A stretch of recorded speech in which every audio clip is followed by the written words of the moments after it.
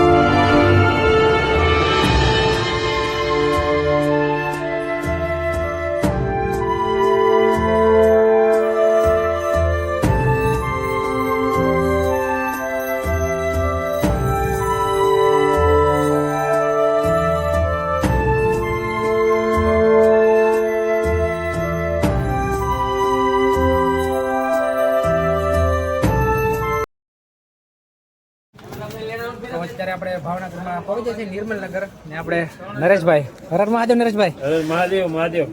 આપણે ભાઈ મહાદેવ મહાદેવ દુકાન છે આ ભાઈની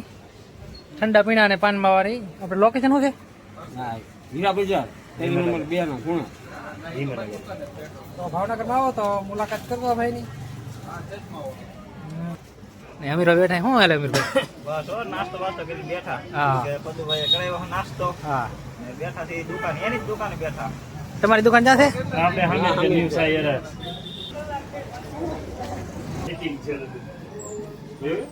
એસી બેસી બોલા બોલા મીર બોલા ઉતાવળ વાળા ન હોય તો મને દાઢી પહેલા કરી દેજો આપણે સેટ કરી આ બધું બા ઉતાવળ વાળા છે ઓધાવા દીધા નતો આયા જ્યાંથી આઈન કરાવે તો હા ગુફા જ જાય એવડા આપણે મજા નથી આવતી પાર્ટમાં લેવા આઈન કર હાવ